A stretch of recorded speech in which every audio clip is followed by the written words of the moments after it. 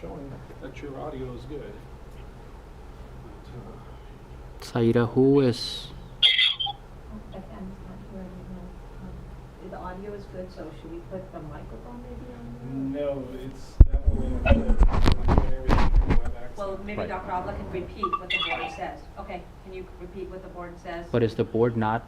Are they not picking up the board? Is the board not hearing you? No. Yeah, the board hears me.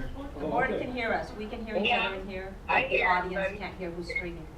The people on the Right. stream are not hearing you. Okay. Right. So that's You in mean here. on the live?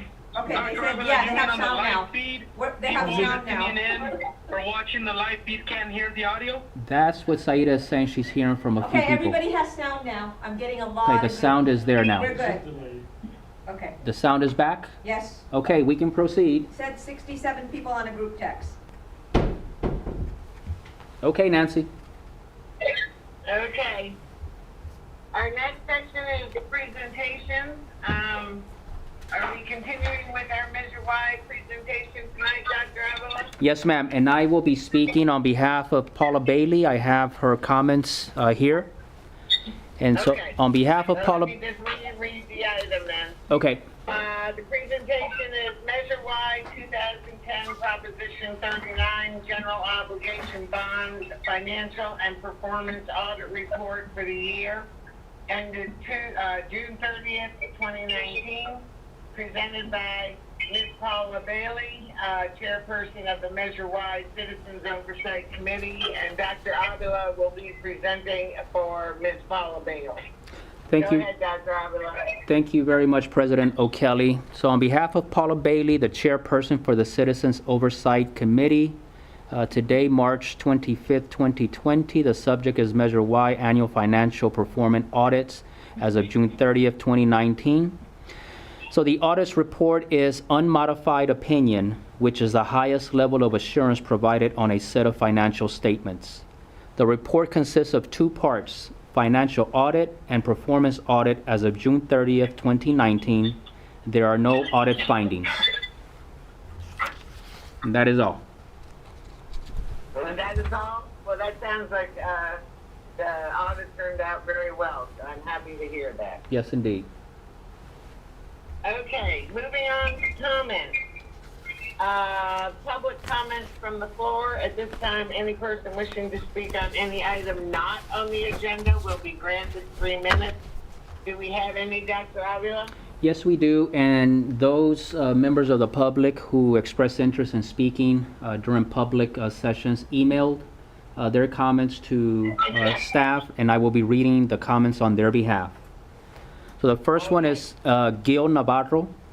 My name is Gil Navarro, and I am a Water Board Director, Division 2 with the San Bernardino Valley Municipal Water District. I would like to share with you an update regarding Valley District.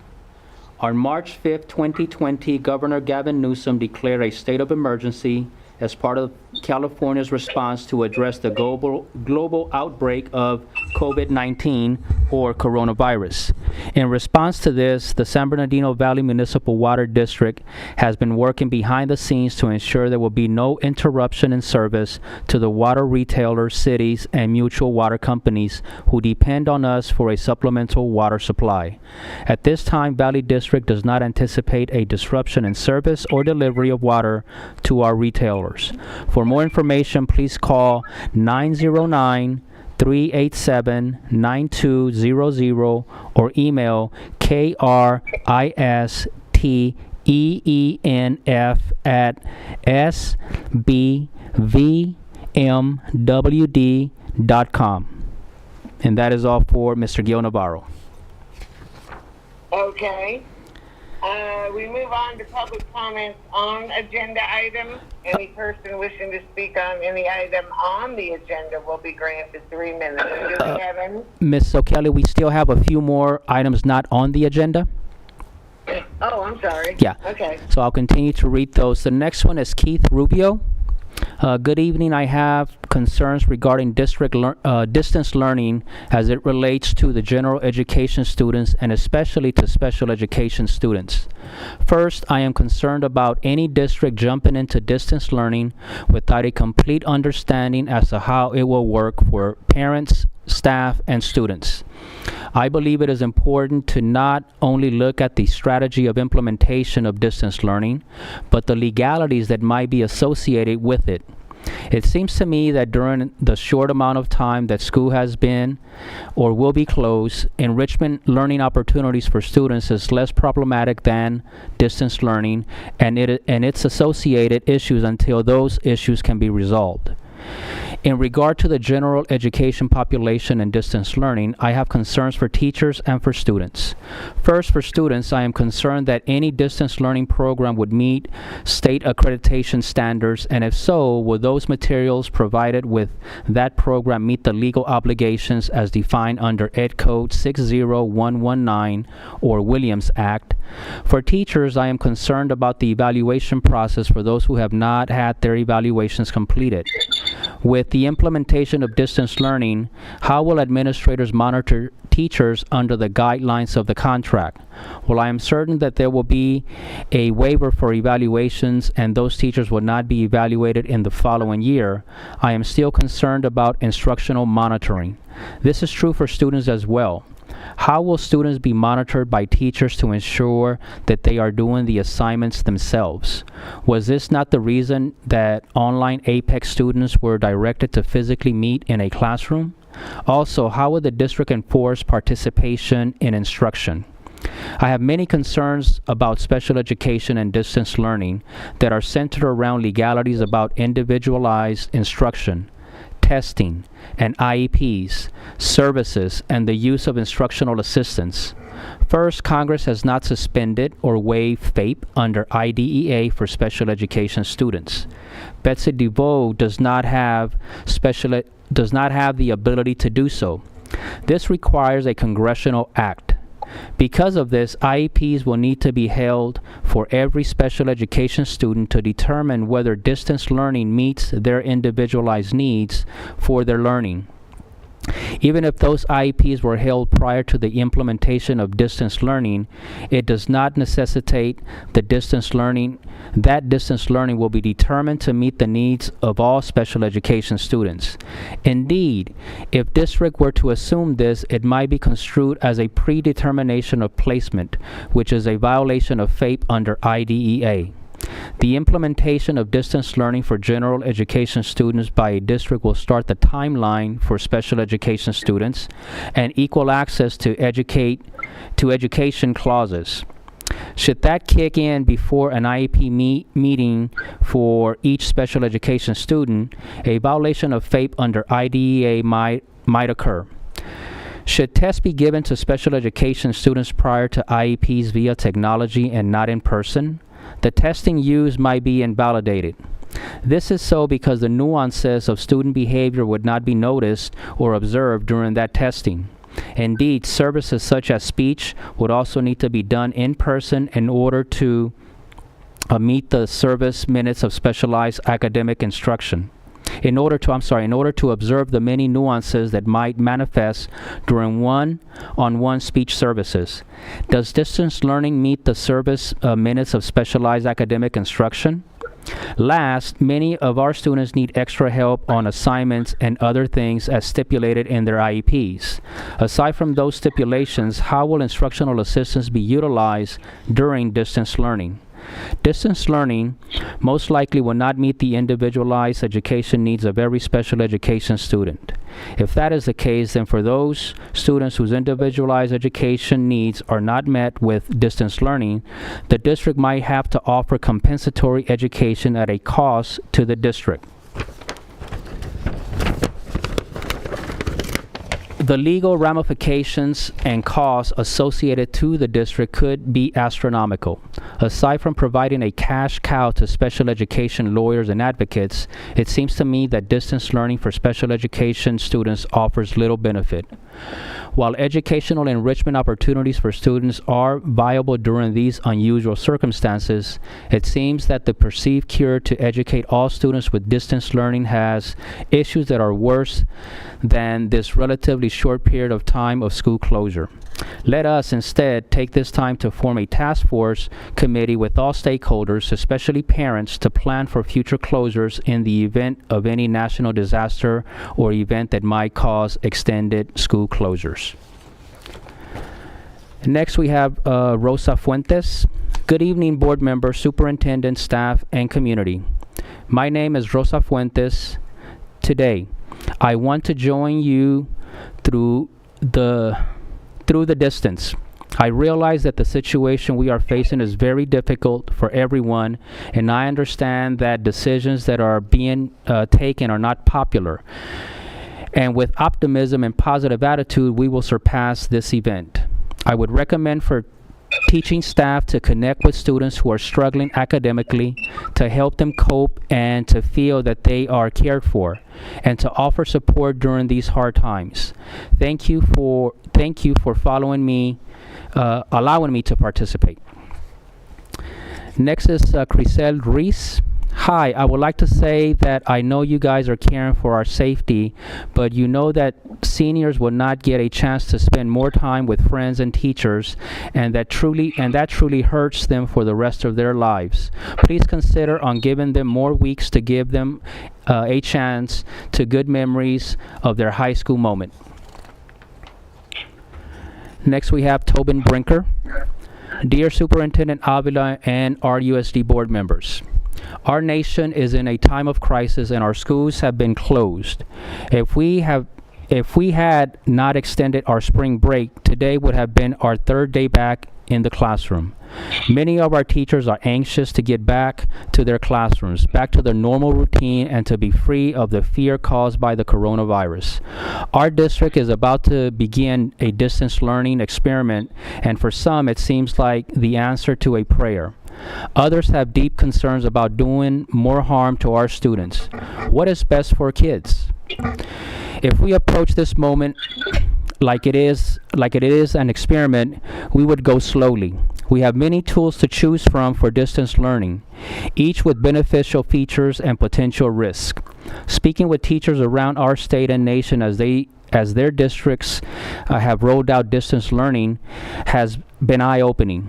Platforms like Zoom and Google Meets are very problematic with teachers and students communicating on live video. We have seen numerous articles in the past week about obscene, violent, and racist content being inserted into these online classrooms. The teachers often have not been trained how to deal with these occurrences.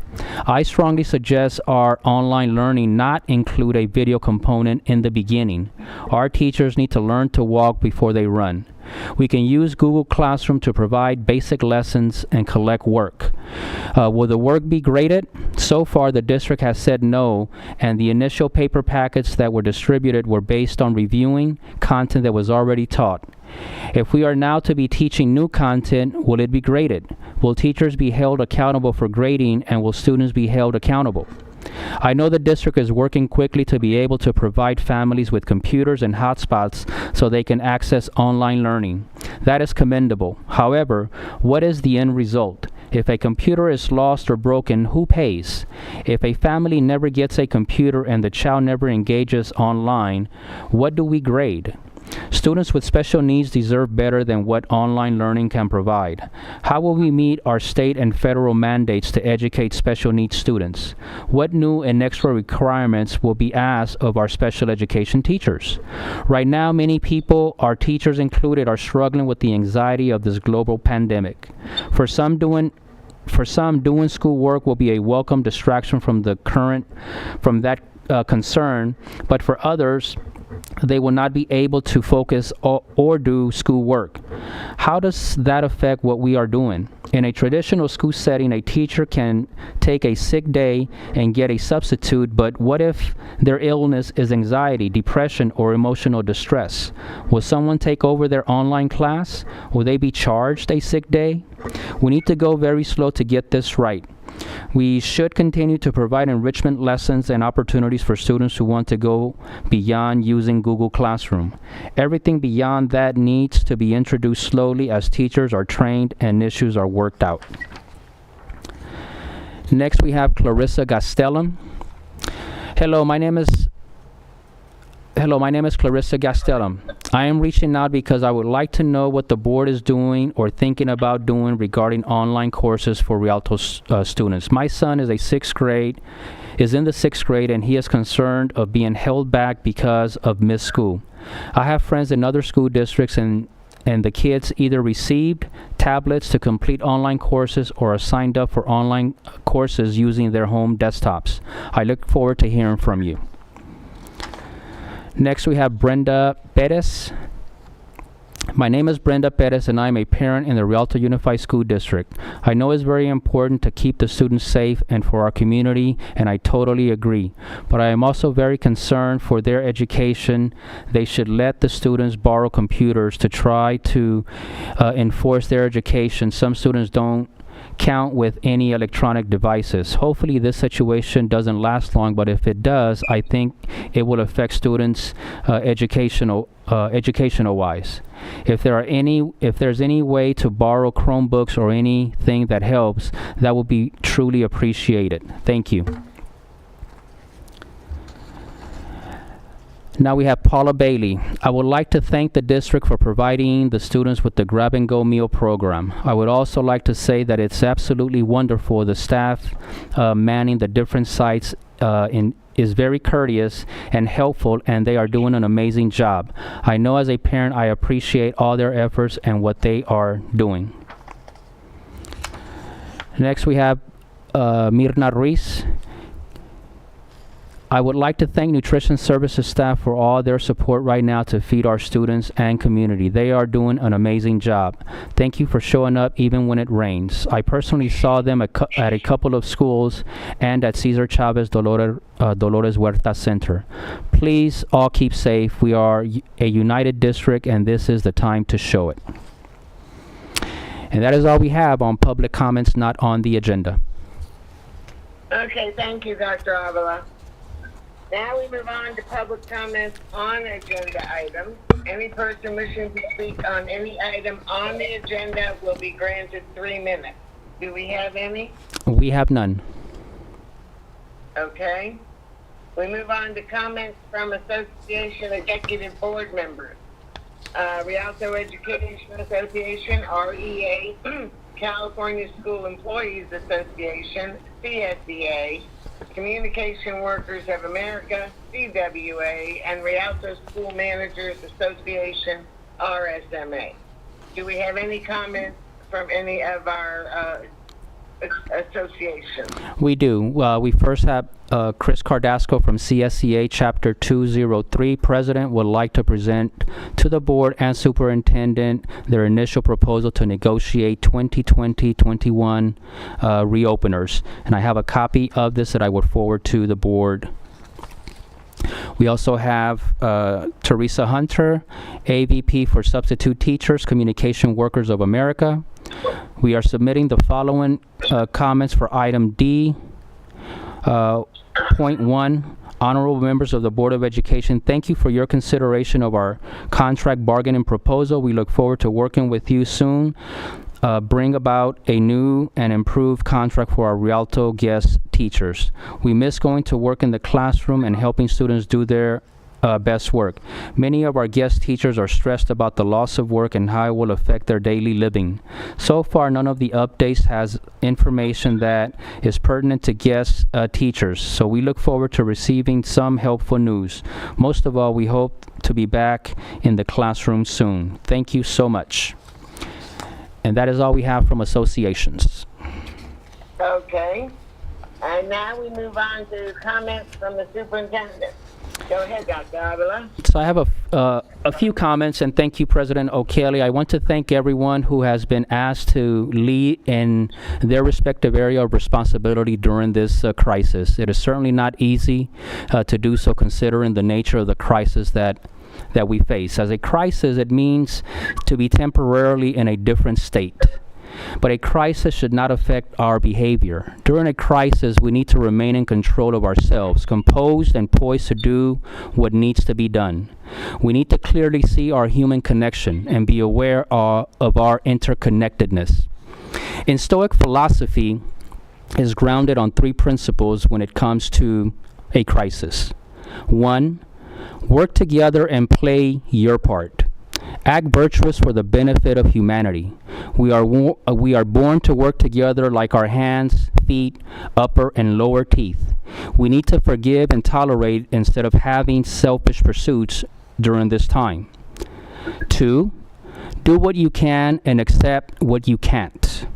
How we choose to act is up to each of us. Some would choose to be selfish, irrational, mean, emotional, hostile, etc. That is who they choose to be, and we cannot control that. Only they can. Don't get drawn to that. Just follow your heart and do what you can for our collective good. And number 3, adjust to the new situation.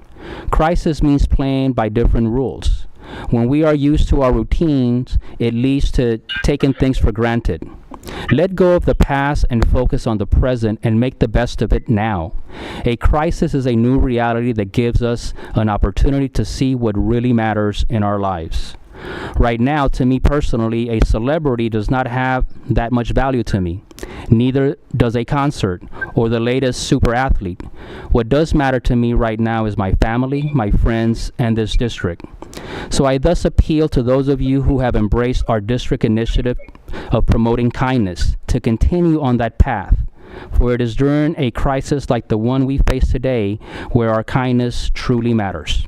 And remember, work together and play your part. Do what you can and accept what you can't, and adjust to our new situation. And that is all I have. Well said, Dr. Avila. Thank you. Okay. Aviance is not on, I assume, right? No, he's not. Okay. So, Board Member Ayala, do you have some comments tonight? Absolutely. Thank you, President O'Kelly. I just want to remind everybody that this is a time of sacrifice, a time of crisis, and listening to the public comments, it does make us think what needs to be done, what are the needs of our community, needs of our students, needs of our parents. We're not here to turn our backs on anybody, by no means. You never know what it's like until you walk in another person's shoes. And I got to believe some of our special communities there need help more than we realize. At the same time, this is that time when we need to think what is the priority. And I want to share my opinion and the opinion of experts that I'm reading here. And they're saying it's a time of safety. Safety is the number one priority.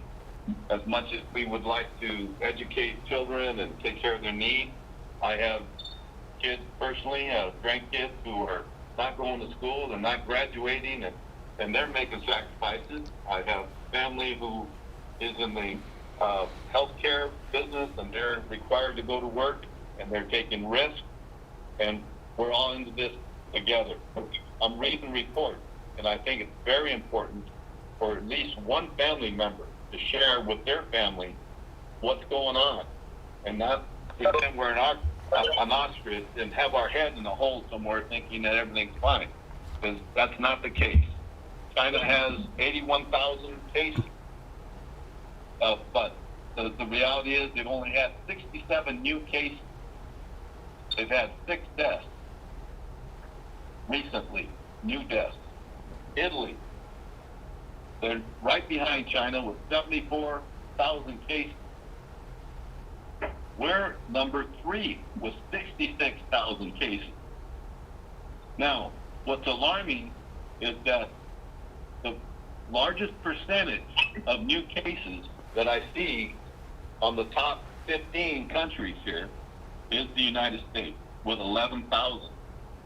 This could grow exponentially if we're not careful.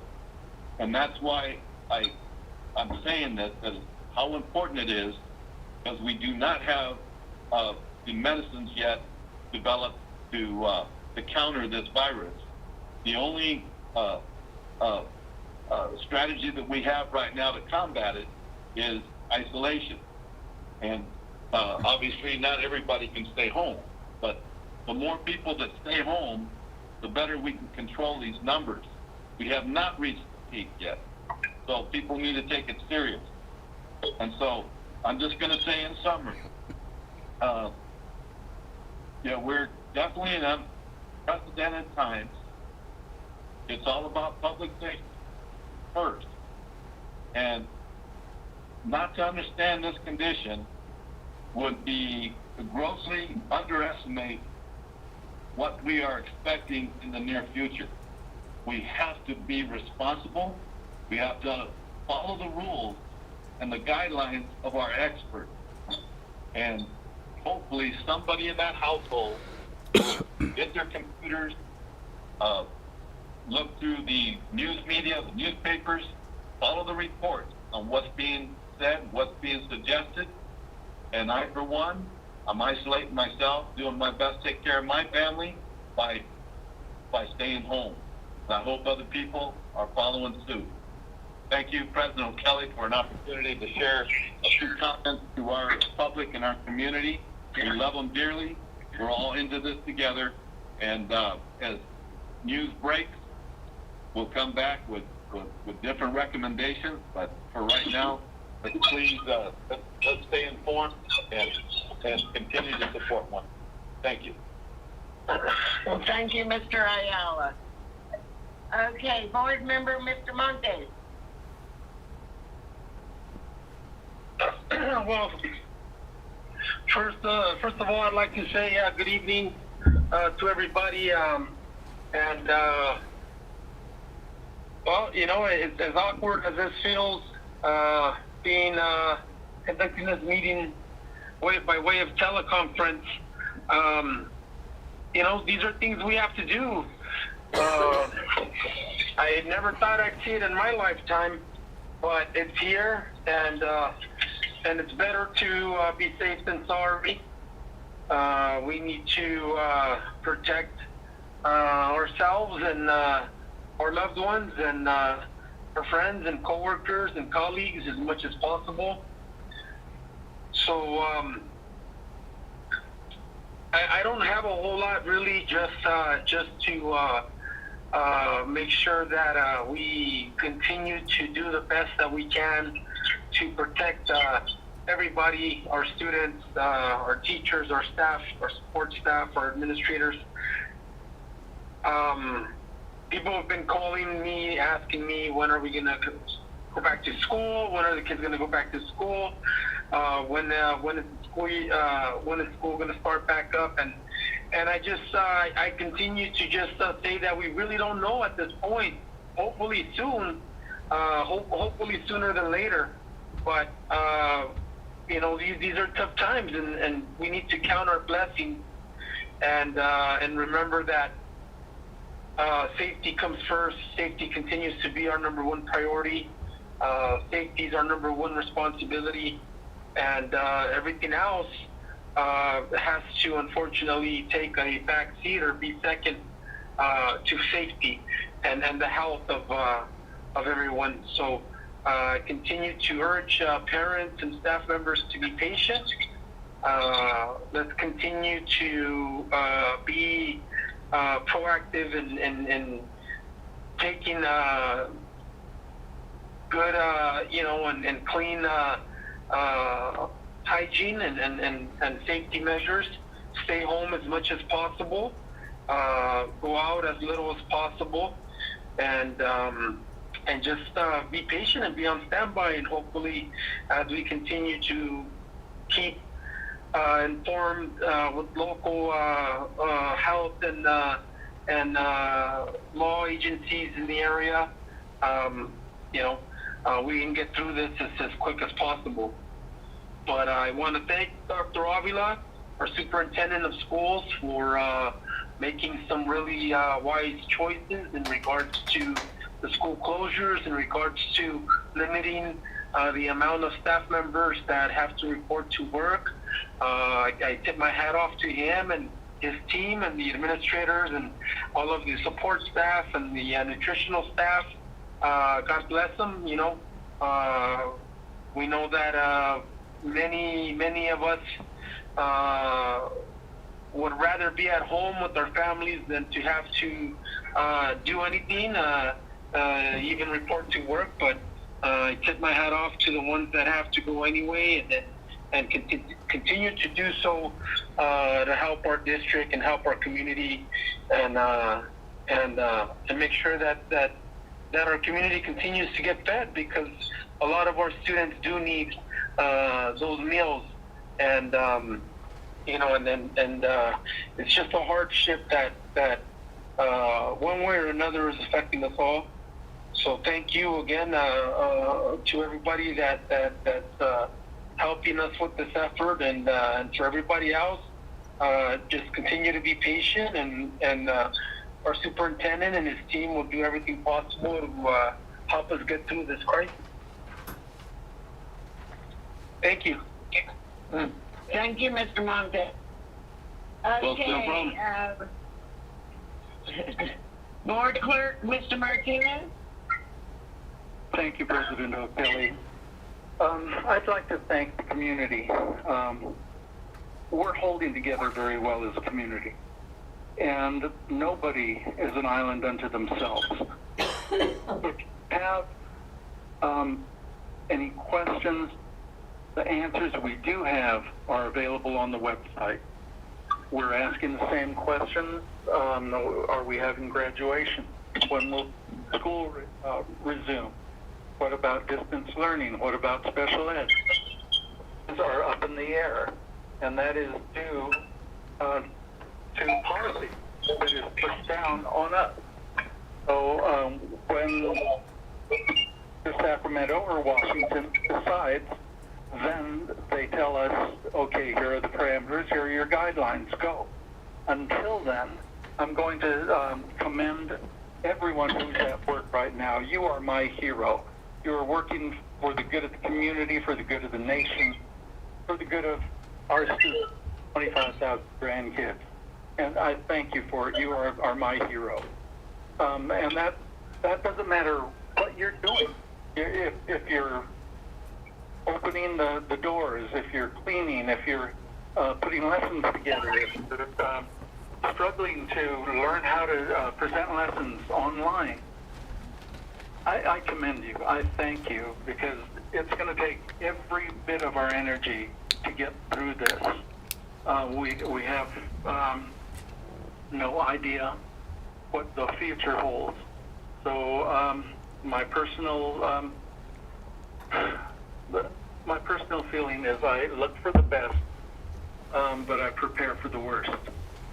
And then I know that I've done all I can. I ask you to do the same. And I ask those of you who are prayers to go ahead and add your nation's leaders to your prayer list. Add the world and the nation and the states and the cities, all the decision makers, everybody could use a prayer now and then, and especially now. So thank you, everyone. As we know information, it will be put online, and as you hit the Rialto website, look for the coronavirus COVID-19 information. It's on the top red line. And all the information that we do know, all the stuff that has been decided, is right available there. The county also has a hotline. Check my Twitter feed, because I don't have it available right now, but it's being added to the district website. So thank you for all you're doing, community. If you're supporting us, if you're asking those questions, thank you, because I, along with each board member, shoulder to shoulder, we're going to hold this line, and we're going to get through this. Thank you. Madam President, back to you. Thank you, Mr. Martinez. Board Vice President, Mrs. Walker. Yes, I'd like to just echo everything that everyone has said, specifically just really thanking our district staff, our teachers, everybody that is working to support the district. Even in the school closure, we know we're still not closed. And so those vital people who have to still be around to support the infrastructure of our district, to make sure meals are getting out, to make sure payroll's getting paid, to make sure the lights are coming on where they need to, and safety and things of that sort. I just thank you for that. Double thanks now to the teachers who are going to have to decide and figure out how they're going to deliver instruction and whatever this capacity turns into the next couple of weeks. But specifically to those teachers for these years that you've taught in the classroom, period, because now that we've got our kids at home and they're in a, I'd say they're captured. That's how they feel, that they have to stay at home. There's nothing else they can do, but they're here. And you realize as parents, you know, how much time and energy it takes to really ensure that your kid is learning something and putting them in a thriving environment. So I thank the teachers for being that for our families, for, you know, my child and everybody else's child, because it's not an easy job. So I thank you for that. The next thing is just, you can only control what you can control. And so just really thinking about those things, not getting too kind of crazy about the things that are actually out of our hands.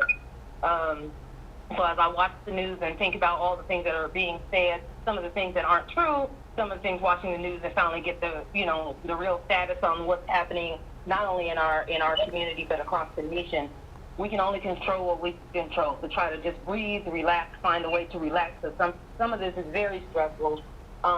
But again, you can only control what you can control. Use your resources and your network. Rialto Unified is a resource, definitely, and very much highly networked. And there are so many things going around in our community specifically to support not only our students, but our families and our community as a whole. So make sure that you're connected into the resources. Lastly, just be thankful for what you have. Look out for your elders and the children, because those are going to be the most vulnerable. And above all, stay informed and be safe. Thank you. Thank you, Ms. Walker. You know, this whole thing has been an extremely challenging time for everybody. I know I went to the store on the first time on a Friday night, the same day LA Unified announced that it was going to close all the schools, and that's when people knew this was getting really serious. And I couldn't believe it when I walked into the store and the shelves were just totally empty. I mean, I really felt like I was in the Twilight Zone. Like, this is not real. It's a challenging time because we cannot enjoy, you know, a nice dinner out or a relaxing evening with friends, and it creates a growing sense of isolation and separation from the people we love and need the most. The present climate of fear can also create judgments about who is to blame, as well as create a survivalist, every person for him or herself attitude and behaviors. And we've all experienced that. When people, you know, hoard items for absolutely no reason and create a hardship on others, it is nothing to be proud of. But we can easily forget that we are all in this together, and I think that is the most important thing. We are all in this together. And the only way we're going to beat it if we all work together. We all need to stay home. We all need to practice social distancing.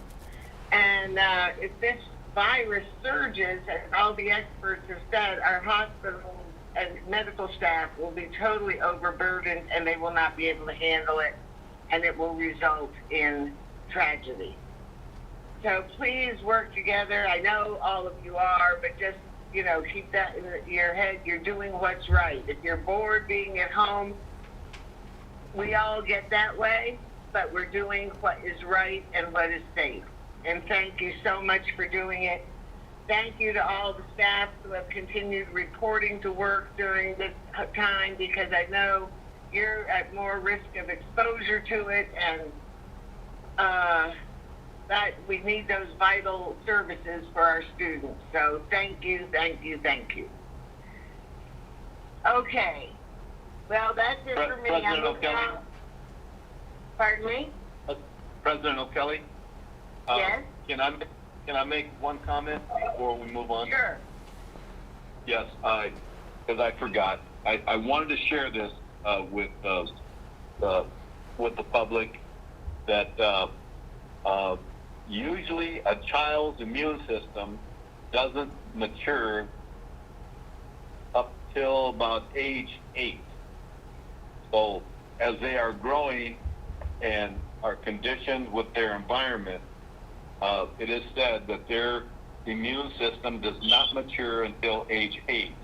So now, what that means is those children are a little bit vulnerable when you take them out places, okay? So they become what they call super carriers, okay? That doesn't mean they're as vulnerable with the virus, because obviously the elderly are the ones that are having the most difficult time of dealing with this virus. However, a immature child with the immune system can contract it a lot easier than somebody who has a healthy, mature immune system. So, wanted to get that out to parents that if they have a lot of young children, they have to be real careful not to move them around too many places and keep them kind of in a quiet, safe place. I just wanted to share that. Thank you. Thank you, Mr. Ayala. Okay, we're going to move on with the agenda. The next item is public hearing. Do I have a motion to open public hearing? So moved. Do I have a second? Okay, vote by the board. Aye. Aye. Aye. Aye. Aye. Okay. Public hearing was opened at 7:48 p.m. Okay, the first item is the 2020-2021 initial proposal from Communication Workers of America.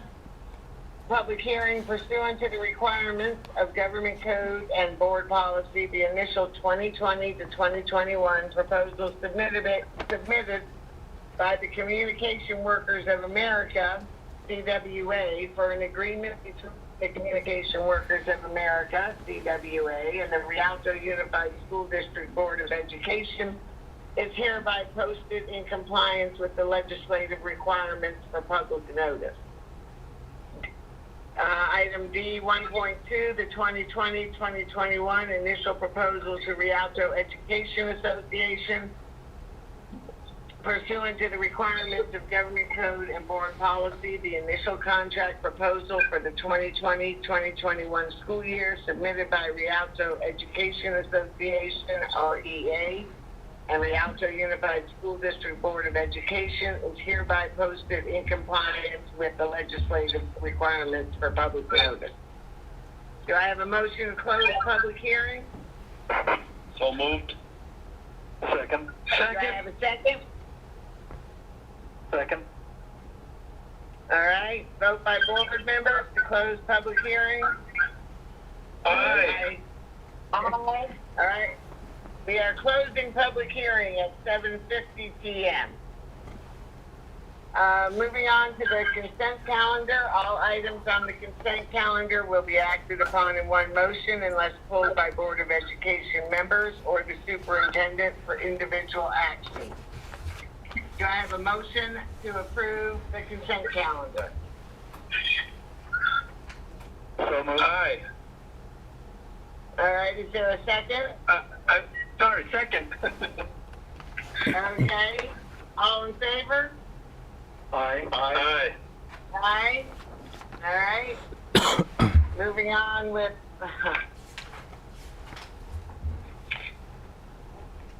discussion action items. F.1, award RFP number 19-20-009 for independent audit services. Approve award of is there a motion to approve? I'll make the motion. Is there a second? Second. Okay, the item reads, approve award of RFP number 19-20-009 to Ivy Bailey LLP. The initial audit period will be for fiscal year July 1, 2019 through June 30th, 2020, at a total not to exceed cost of $57,000, with an option to renew for the fiscal year 2020 to 2021 at a total not to exceed cost of $58,000, and the fiscal year 2021-2022 at a total cost not to exceed $59,000. The cost of $7,000 for the 2019-2020 initial audit period will be paid from the general fund. All right, is there any discussion about that? Okay, good. All in favor? Aye. Aye. Okay. Item F2, agreement with HMC Architects for the special education renovation project at the district office. Do I have a motion to approve? Aye. So moved. And is there a second? Okay. Second. And the item reads, approve an agreement with HMC Architects for the Special Education Department renovation project at the district office from March 26, 2020 through June 30th, 2021 at a cost of $276,483 to be paid from Fund 40 Special Reserve Fund for Capital Outlay Project. Is there any discussion about this item? No? Then vote by board members. All in favor? Aye. Aye. Aye. Aye? Okay. Aye. Okay. Item F3, liability claim. Do I have a motion to approve? So moved. Do I have a Second, to second? deny liability claim. Right, yeah, I'm sorry, I read that wrong. Right, we are voting to deny this liability claim. So, we have a motion, is there a second? Second. And all in favor? Aye. Aye.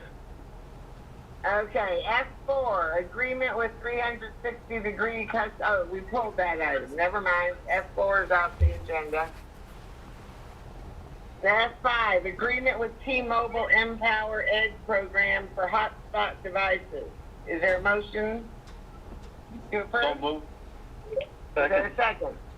Second. Okay, and the item reads, approve the agreement with T-Mobile Empower Ed program for 7,000 hotspot devices at a cost of $280,000 for April 2020 through May 2020 and 10-month yearly service charge of $300,000 effective August 2020 through May 2021, plus one-time hardware purchase cost of $462,000 for a total estimated cost not to exceed $1,042,000 to be paid from the general fund. Anybody want to have a discussion? Just a quick comment. Okay. Sure. The public has charged us with the duty of educating. Sacramento and Washington have given us the duty or the charge to do this online. Many of our students do not have access online, as many of the comments registered, and this is a move in that direction. We are trying to correct things as quickly as we can so we can get back to the business of educating, even in this crisis. Back to you, President O'Kelly. Thank you. Thank you, Mr. Martinez, and that is absolutely true. This is much needed for the students to be able to continue their education. All right. Vote by board members? Aye. Aye. Aye. Aye. Okay. Aye. F6, resolution number 19-20-49, remuneration. Is there a motion to approve? I'll make the motion to approve. Is I'll there a second that. I'll Okay, second the that. item reads, adopt resolution number 19-20-49, excusing the absence of Board Vice President Dina Walker from the Wednesday, February 26, 2020 regular meeting of the Board of Education. All in favor? Aye. Aye. One abstention? Okay. So that was an aye, so that was 4 yeses and 1 abstention. Okay. Item F7, resolution number 19-20-50, remuneration. Is there a motion to approve? So moved. Is there a second? Second. Okay, it says adopt resolution number 19-20-50, excusing the absence of Board Clerk Joseph Martinez from the Wednesday, February 26, 2020 regular meeting of the Board of Education. All in favor? Aye. Aye. Abstain. Okay, and I'm an aye, so who am I missing? No, I said aye. Did you get me? Okay, all right, that might have been it. All right, thank you. Okay. All in favor? It was five ayes. Okay. 4 and 1. One Oh, abstention. I'm sorry, 4, 1 abstention. Thank you. All right, and item F8 is the Board of Education meeting schedule for the 2021 school year. Is there a motion to approve?